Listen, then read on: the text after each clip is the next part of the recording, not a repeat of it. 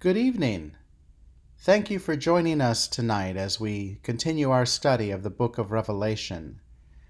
As we've been studying this wonderful and very imaginative apocalyptic piece of literature, we've been focusing on our class Sunday mornings face-to-face and Wednesday evenings in a virtual setting as we post these PowerPoint voiceover videos on our YouTube channel. And I am very thankful that we have this technology and we have this ability to continue our study with the kind of continuity that will help us focus on this entire book in one quarter.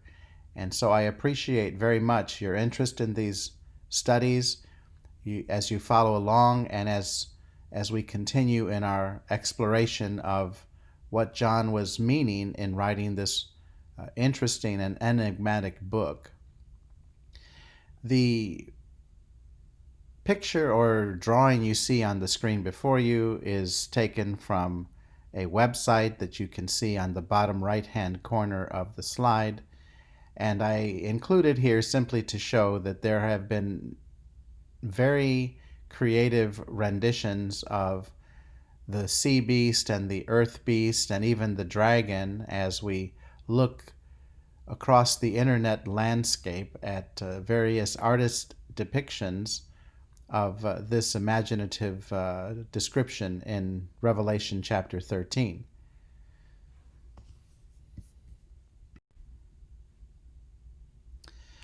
Yet, before we get to chapter 13, I would like to just take a few moments to review the context of chapter 12. As we saw on Sunday morning's class, we were focusing on this war that arose in heaven. And the text tells us that Michael and his angels were fighting against the dragon, and the dragon and his angels fought, and they were defeated, and there was no longer any place for them in heaven. And the great dragon was thrown down, that ancient serpent who is called the devil and Satan, the deceiver of the whole world. He was thrown down to the earth, and his angels were thrown down with him. And I heard a loud voice in heaven saying, "Now the salvation and the power and the kingdom of our God and the authority of his Christ have come. For the accuser of our brethren has been thrown down, who accuses them day and night before our God. And they have conquered him by the blood of the Lamb and by the word of their testimony, for they loved not their lives even unto death."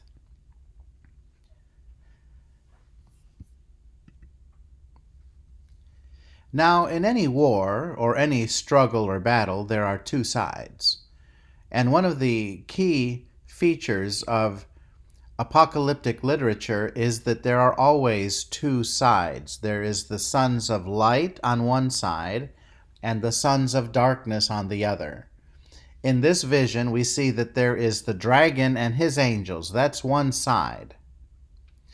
And we're going to find when we look in chapters 13 and the rest of the book that the dragon has his angel henchmen, but also he has the sea beast and the earth beast on his side. So that's one part of the war, the side of the dragon. On the other side, if you look in this text, that in verse 10 it says that there is this accuser of our brethren. So the accuser is Satan. The accuser is the dragon. Verse 9 tells us without any hesitation or difficulty at all that the dragon is in fact the devil. So we know this. The Bible is interpreting itself here. So we have that one piece of the puzzle that's pretty clear for us. Then we look at the other side, the people that are fighting against the dragon. And this is a verse in verse 10. It says that this is our brethren. Our brethren, this is the accuser of our brethren. So whoever brethren is, this is the opposite side of the dragon and the devil. And it has to refer to God's people. Okay, brethren are Christians. So keep in mind that there is war in heaven, but the place where the battle is fought is on the earth, and Christians are right in the middle of the struggle. First century Christians, of course, but also now today in our own generation, 21st century Christians are right in the middle of the struggle, and the dragon is still working. The dragon is still there with his angels and his sea beast and so forth, not in the specific application of Rome, but in the worldly application in which we find ourselves today. And verse 11 talks about that these Christians, the brethren, the reason that they have overcome this dragon is by the blood of the Lamb and by their own testimony, the word of their testimony. And this was effective because they did not love their lives even unto death. They were, in fact, willing to give up their lives, just like Jesus was willing to give up his life for them.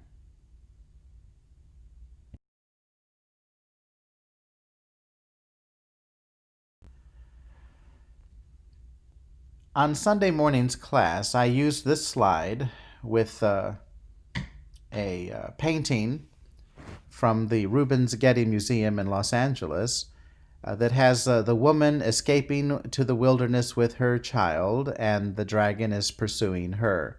And so it's a very vivid visual description of what we're reading in chapter 12.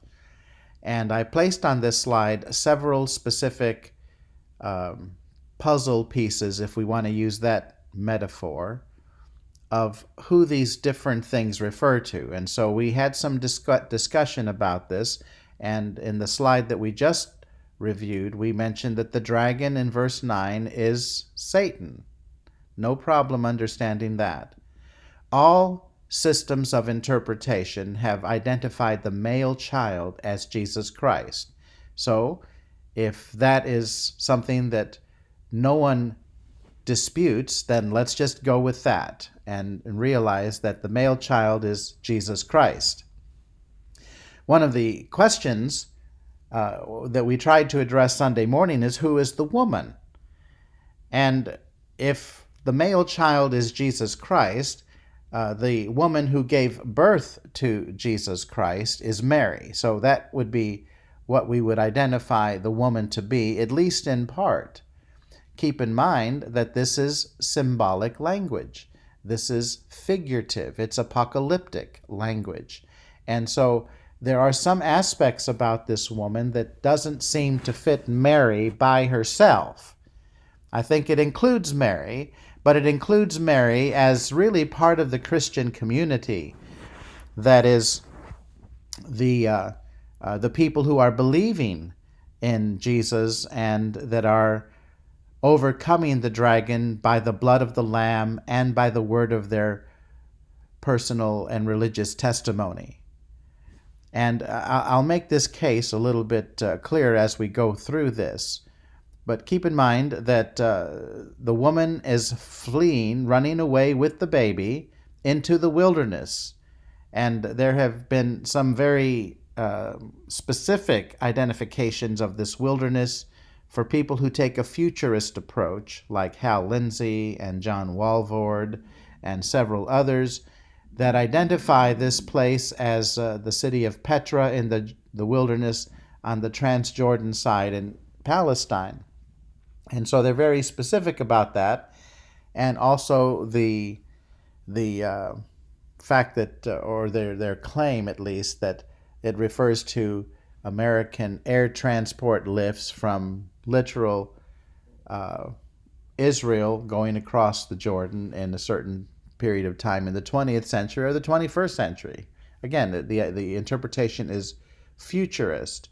And the key weakness of that approach is to ask the question, what would that mean to the original audience, who had no idea that there would ever be a United States of America or air transport, for example, and airplanes and helicopters and U.S. military and things of this nature would make no sense to the seven churches of Asia Minor. But it makes a lot of sense to people living today and buying these kinds of religious books. So anyway, I don't take the futurist approach as something that at least the audience that we're addressing here takes really seriously. And so we look at the focus of this text, and we want to know, well, where is this wilderness? And the wilderness is, the woman is going and fleeing away from this dragon and going into the wilderness, where she's going to be nourished for a time and times and half a time.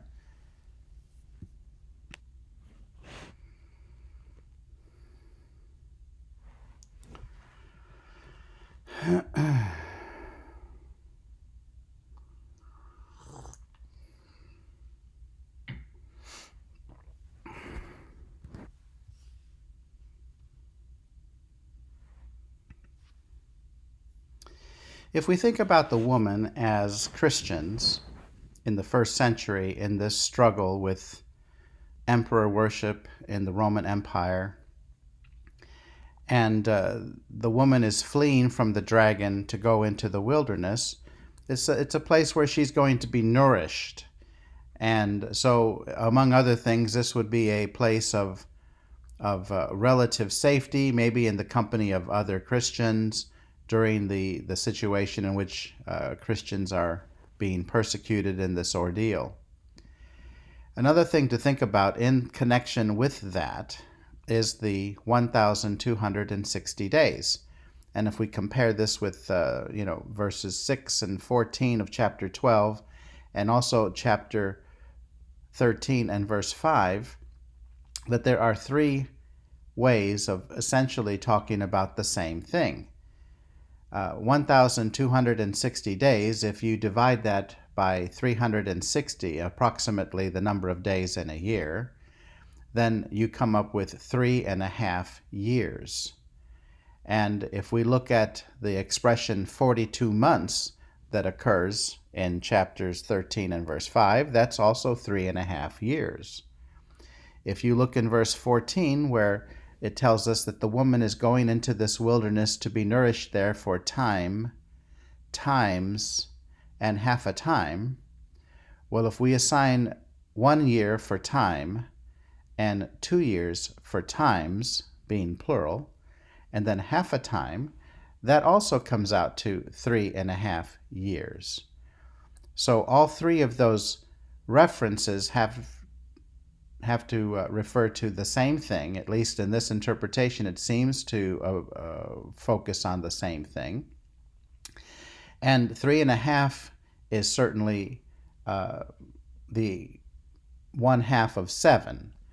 And in my interpretation here, that the accuser, the dragon, is going to be fighting against the Christians for a 3.5-year period. That's also the time that they're going to be seeking nourishment and trying to be sustaining themselves in this period of conflict. Verse 17 is also critical because it talks about the rest of her offspring. And the word that is used for offspring here is the word spermatos, from which we get our English word sperm. And of course, as we study human reproductive systems, sperm is a male characteristic of the reproductive system, and the fertilized egg, of course, would be the female contribution to human reproduction. But in this case, it talks about the woman's sperm, her sperm, the rest of her sperm. And in verse 17, it talks about that the dragon was angry with the woman, and he went off to make war with the rest of her sperm, or the rest of her offspring. Now, who are these people, the rest of her offspring? Verse 17 clearly identifies who they are. That text tells us, on those who keep the commandments of God and bear testimony to Jesus. And if we compare that to verse 10, which talks about the brethren and so forth, the rest of the sperm, or the rest of her offspring, have to do with the Christians in the first century. So now if we work backwards and say, well, if the offspring happens to be the Christians in that community, then who is the woman? And it would start with Mary, but it would be just a description of the church itself as Christians being distributive and the church being the collective of the whole group. I think a good procedure as we look at the book of Revelation is whenever we have an opportunity to make a specific identification of one aspect or element of the vision, then we need to go with it. We need to actually say, okay, this is what the dragon represents Satan and the devil. Okay, we've got that. And the rest of her offspring refers to Christians because verse 17 of chapter 12 explicitly tells us that the offspring are those who keep the commandments of God and bear testimony to Jesus. So these are Christians who are attempting to be faithful to Jesus Christ, and that's the rest of her offspring. And the brethren is another parallel to that same identification in verse 10. So then if we work backwards from that, if this is what the rest of her offspring refers to, then the woman must be the church itself. And so as we look at the vision, it may start off to be Mary. The woman might be Mary as we think about her giving birth to the male child, which was Jesus. But then she herself becomes a believer and part of the early church. And so the church is an entity larger than any individual. And so just looking at the end of chapter 12 here, just by way of review, the dragon saw that he had been thrown down to the earth. He pursued the woman, and we're explaining here that the woman is the church. It may have started off to be Mary, but it's the church at large, and who had borne the male child being Jesus. The woman was given the 2 wings of the great eagle that she might fly from the serpent into the wilderness to the place where she is to be nourished for time, times, and half a time. And I don't have any clear referent specifically to the 2 wings of the great eagle. I think some of this may just be part of the picture that John is painting for us to see.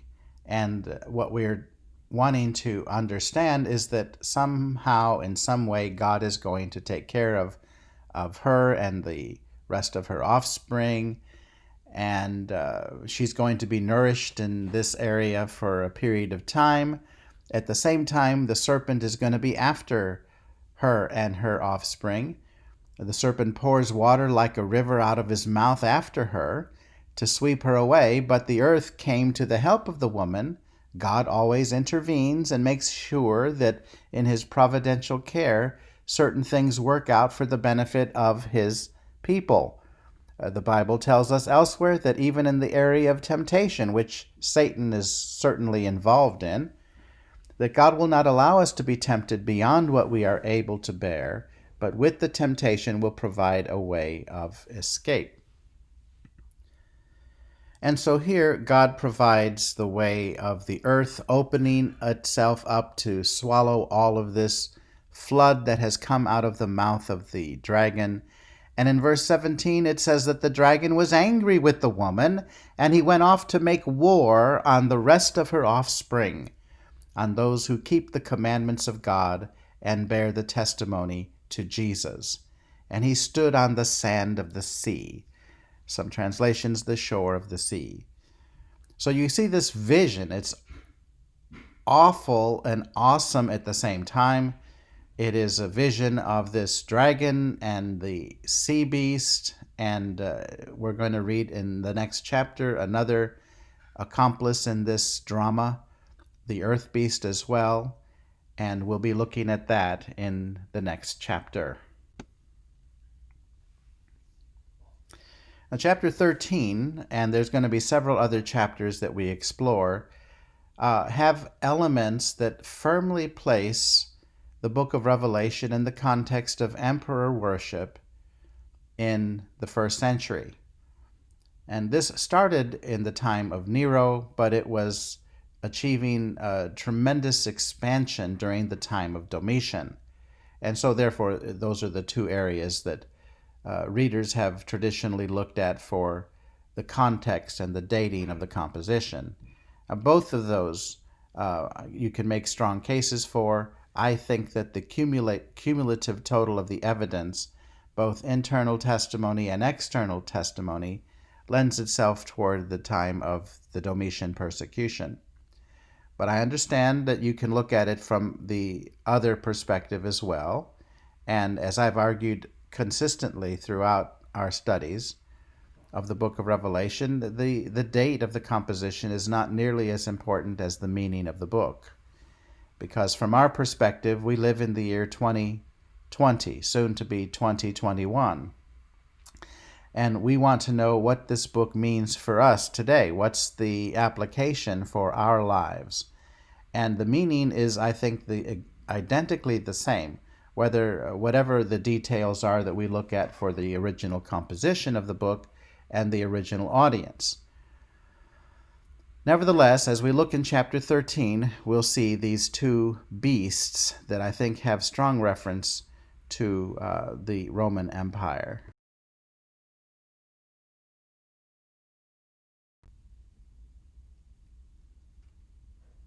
And I saw a beast rising out of the sea, with 10 horns and 7 heads, with 10 diadems on its horns, and a blasphemous name on its heads.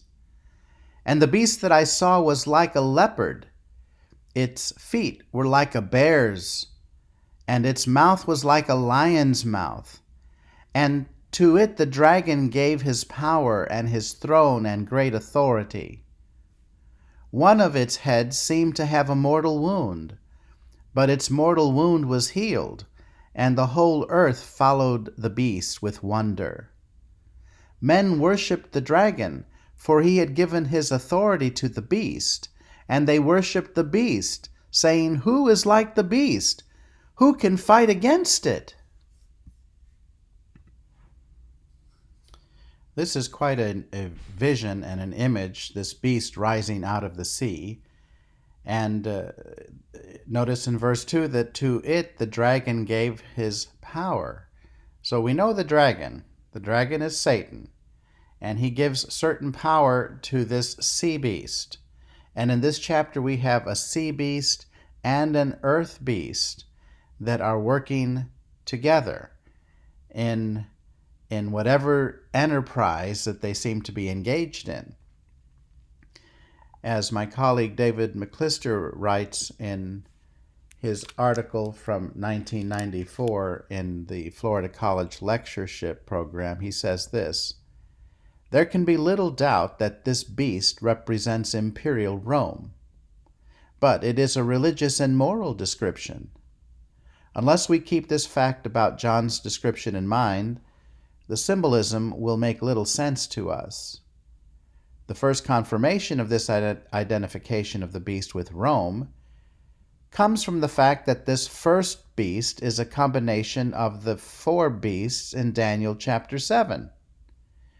In that chapter, the prophet sees 4 beasts that represent 4 successive world kingdoms. If we are justified in identifying Daniel's 4th beast as the Roman Empire, and I think we are, then there can be little doubt that the sea beast of Revelation 13 is Rome also.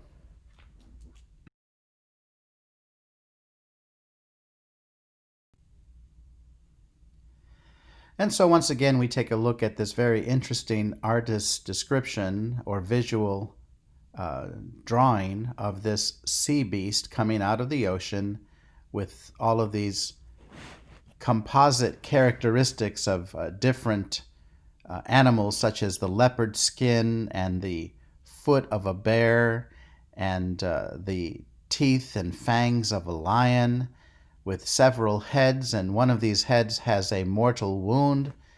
And so it's quite a description as we think about it. And perhaps you might want to draw something a little bit similar yourself. Your creativity might be just as good as this artist's description.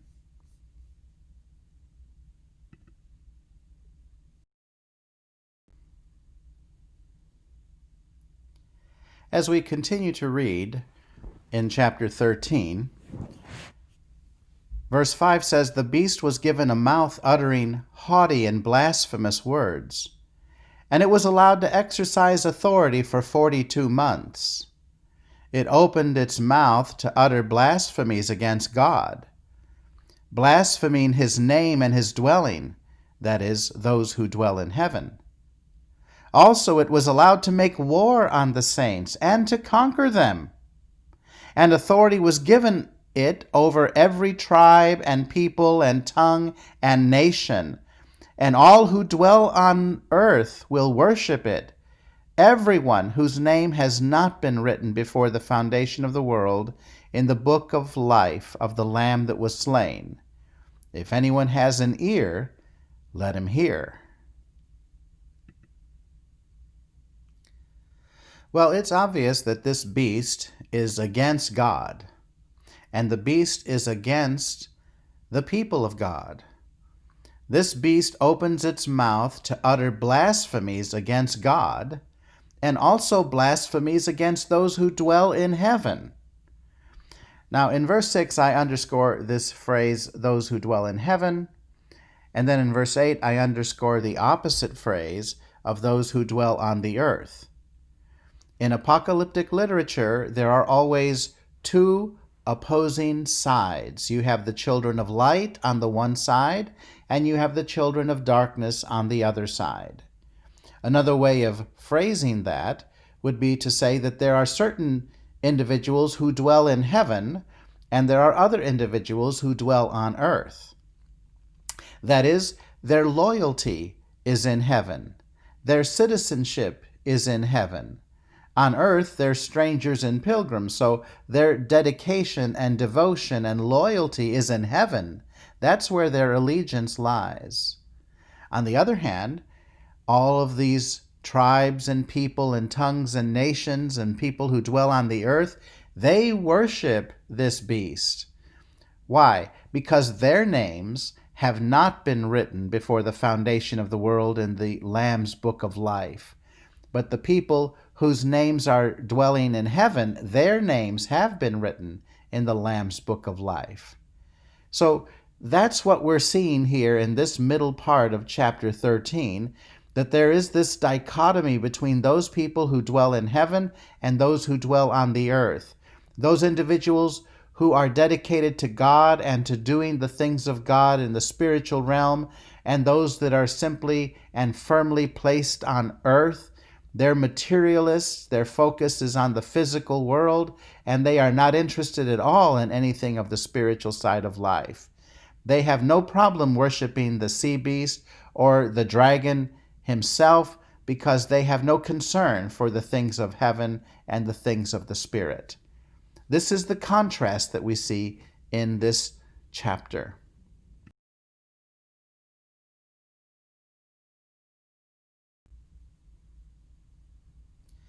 Certainly, there are some details of the book of Revelation that are an enigma to any interpreter or reader of the book. I'm convinced that there are significant details that if we try to press them, we really go astray in our understanding of the book. There are some details that may be there simply as detailed description of the whole picture. On the other hand, there may be some significance of those details that has been lost to us, that we just can't seem to firmly identify. And for this reason, when we can firmly identify an element or a detail, then we need to latch on to that. And we need to hold on to that. And we need to be very careful about the way we interpret the books, because those details are the anchor points of our understanding of the book. As we mentioned before in just the previous slide, that there are those who dwell in heaven and there are those who dwell on the earth.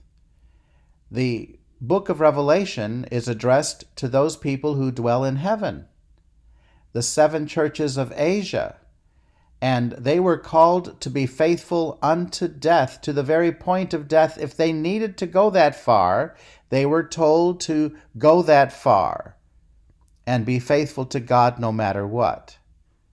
And now when we come to verse 10, this is another one of these key anchor points that is found in the book that we need to hold on to.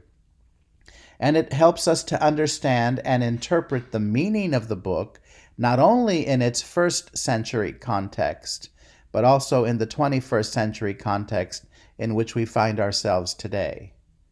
Verse 10 says, "If anyone is to be taken captive, to captivity he goes. If anyone slays with the sword he must be slain." Here is a call for the endurance and faith of the saints. This is going to be a battle and a struggle. Remember in chapter 12, war broke out in heaven, and Michael and his angels were fighting against the dragon and his angels and so forth. This battle is still taking place on earth. Remember that the dragon was cast out of heaven and thrown to earth, and he's really angry. And he's upset, and he's looking for someone to devour and fight against, even though his time is short. Some of the times that are focused on are 42 months, that he's given 42 months in which he can make war with the saints. That's exactly the same amount of time that the saints and the offspring of the woman are to be nourished in the wilderness. That is, they're going to have nourishment for 42 months. They're also going to be at war for 42 months. And so it's describing life. Life has positives and negatives, and it has trials, ordeals, tribulations, and challenges. It also has nourishment and love and focus from God and help and so forth. If a Christian is living in the first century in the context of Roman persecution because of emperor worship that Christians refuse to participate in, a person may go into captivity or have punishment, ordeals, tribulations, and if that's what it's required to undertake, then that's what a person must do. It's not a type of situation where Christians can get their swords and start to fight. If you try to do that, you're doomed to perish by the sword. No, what this is a call for faithful endurance and faith on the part of the saints. This is what the book is dedicated to, causing the Christians that live in the 7 churches of Asia, and by extension all of the Christians throughout the Mediterranean basin in the time of the first century when the Roman Empire was at its zenith. And they were called to endure anything that was thrown their way to remain faithful to Jesus Christ, no matter what the cost is. Jesus, of course, paid it all for us, and this is our opportunity to pay it back. This is the call in the first century, and by extension, it's the 21st century. Here we are in the year 2020, and there are all kinds of challenges and obstacles against Christianity and people who are dedicated to a life of devotion and faith and honesty and integrity and dedication to God. And it seems like the entire world around us is dedicated to something that is opposite of that. Well, there are the earth dwellers today, the materialists, shall I say globalists? I don't want to get too political here, but the idea is that there are people who are dedicated to simply life on earth. Think about all the emphasis on the sustainability of the earth. Why is this? And environmental protection and so forth. Well, the reason is there's no heaven. In the minds of the material world and people who live here that have no spiritual dedication, there is no God. There is no heaven. I mean, John Lennon sang years ago, "Imagine there is no heaven." I mean, that's part of the same mentality of so many people today. And so if that's the case, then the only thing that there is the earth life. The only thing that is real is what you see on planet Earth. And if that is the case, then it's a waste of time to start thinking about heaven and God and sin and so forth. No, what we need to do is really focus on the things of the earth. And so this is just the contemporary context of the sea beast and the earth beast and the dragon and his angels and his henchmen. This is the mentality that we need to be rejecting and focus continuously on the Lamb and serving of God.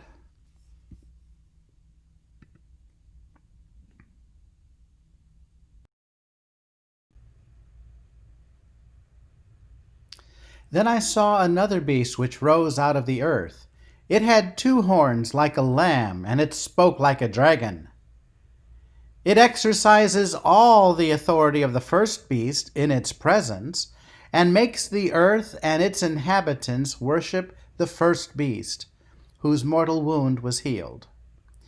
It works great signs, even making fire come down from heaven to earth in the sight of men. Well, this again is a very perplexing vision. You see this earth beast coming up out of the earth. It had 2 horns like a lamb and spoke like a dragon. Now, you might be wondering, how does a dragon speak? I wouldn't know what that is, but the point is that probably it uttered sounds and vicious kinds of noises that would invoke fear and horror in the hearts of people that would actually hear it. The point here is that it exercises authority of the first beast. So if in the context we're looking at the dragon as Satan and the sea beast as imperial Rome, that is the government and the exercising of the emperor and all of this, this other beast, the earth beast, is causing the inhabitants of the earth to worship the first beast. So the first beast is imperial Rome, and the earth beast is the cult of emperor worship that causes people to worship the emperors. And it says that it works great signs, making even fire come down from heaven. Of course, there's always been certain charlatans in the religious realm that cause people to worship falsely. But the context here is that in order to actually live in the economy of the first century in the Roman Empire, you had to pinch incense unto Caesar in the marketplace. You had to find certain ways in which to pass the authorization of those in charge, and you needed to do that in order to actually have access to all of the resources of the Roman economy.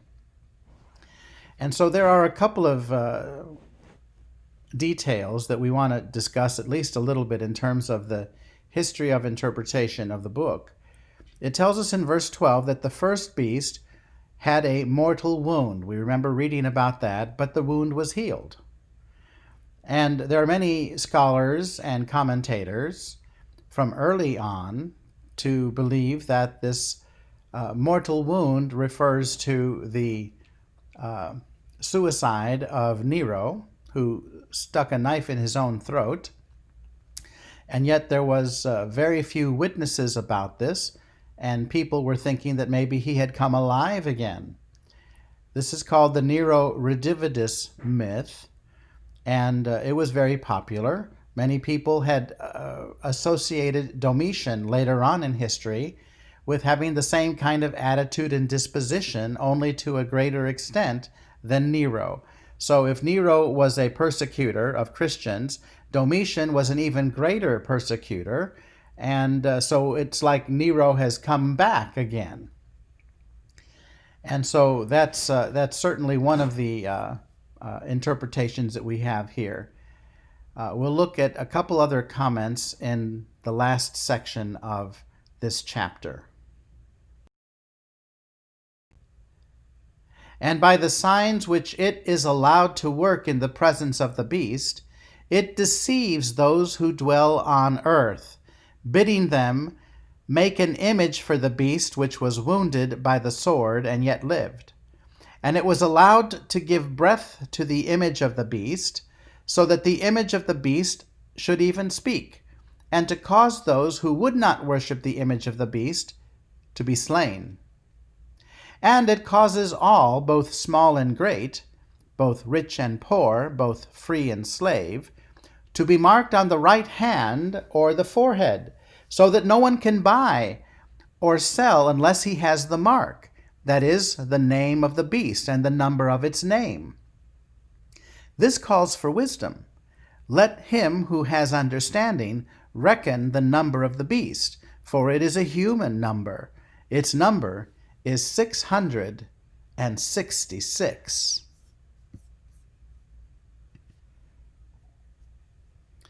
Now, there's a lot of things for us to consider here, and let me just remind everyone that we are looking at this book in terms of a broad survey and the basic general meaning of the book.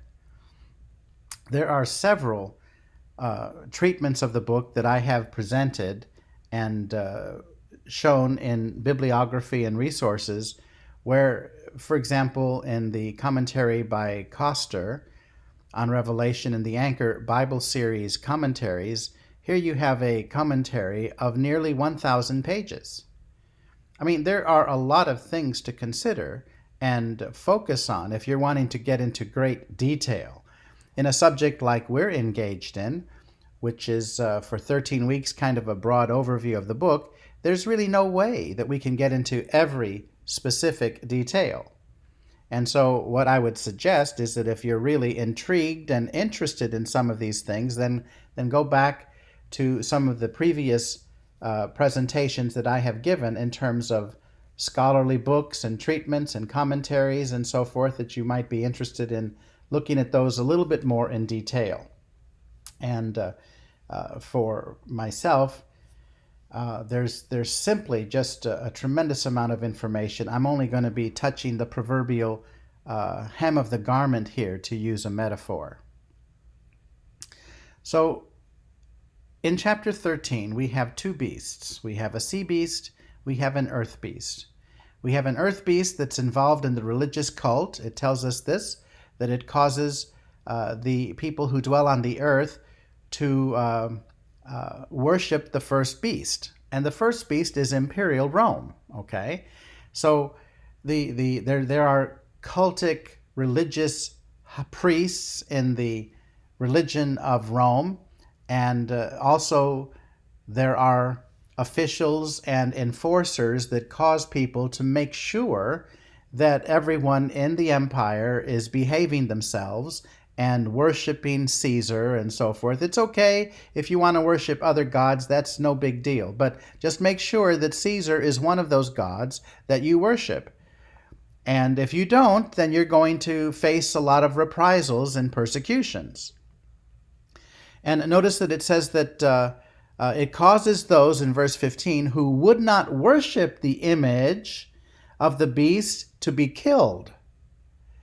You realize that in chapter 6, when we were reading about the fifth seal being opened and the souls of Christians under the altar were crying out, "Oh, how long, sovereign Lord, before you avenge our blood," and so forth, the answer came back that you're going to have to rest just a little bit longer until a further number of your brethren will also be killed, just like you have been killed. And so the point is that Christians will be killed. All of those that are called in Christ Jesus shall suffer persecution. It's just a fact. Now, in 20th century America and the United States, we have historically been involved with religious freedom that allows us the free exercise of our faith without reprisal. And yet we find ourselves in 2020 in situations where there are governors of certain states dictating that Christians cannot meet to worship. Moreover, they've made specific indictments on individuals stating you cannot even sing once you come together because of this COVID-19 pandemic. People are thinking, well, if you're singing, you're actually propelling moist particles coming out of your mouth and so forth if you're not wearing a mask. And I suppose even if you are wearing a mask, that might be some possibility. And so you have individuals in the political realm making laws and repercussions against people who would even, for example, want to have a family gathering on Thanksgiving with several people involved. And so are there going to be police cars roaming through the neighborhoods, looking at which houses have 6 or 4 or 5 cars in front, and then knocking on the door and saying, looks like you have more than 8 people or 6 people or however we anticipate you should have? I mean, there are some focal points against freedom that's going to cause a lot of concern in the days ahead. And if this were to come in a severe reprisal against Christians for meeting and working and worshiping together in order to have peace with the government, then there's going to be difficulties. So what I'm saying is that maybe current events will let us realize that there is something timeless about the book of Revelation. There is some meaning in the book of Revelation that transcends the first century. It comes all the way to the 21st century. And as we are now living here in the beginning of the third millennium, we have to remain focused on the faith that we have in Christ Jesus. And this book is a call for Christians to endure. Now, there have been a lot of speculations on this beast and the number of the beast being 666. Let me just mention a couple of issues in terms of people that have been identified with this beast and the 666. Certainly, in the futurist interpretations, the beast has been identified as Mussolini, Hitler, Saddam Hussein, probably other individuals in the current political scene might be identified in this way.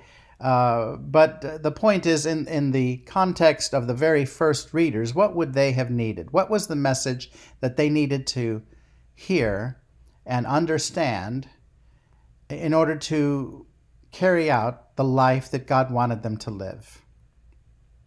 It would be either identified with Nero, Caesar, or Domitian, or maybe both of those, depending on the situation.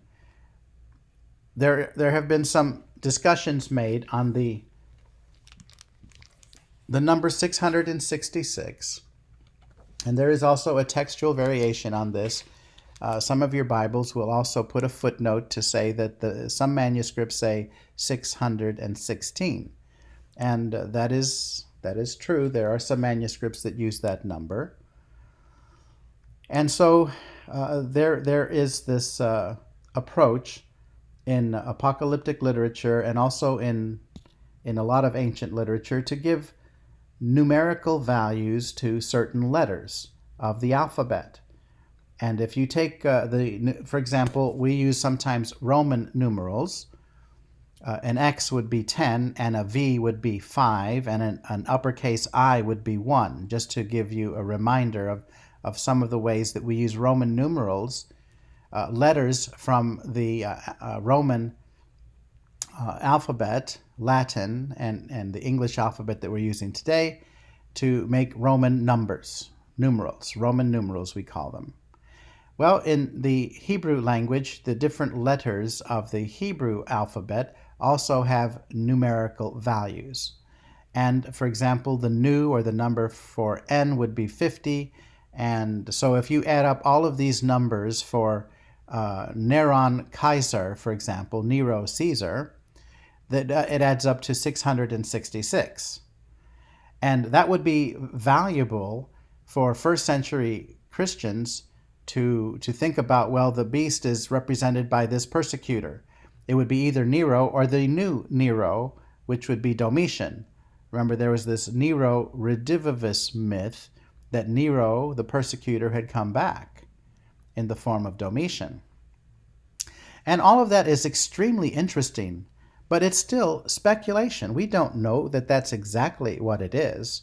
For example, one of the questions that might come up is that why would John use Hebrew letters to a largely Gentile audience that would not know Hebrew?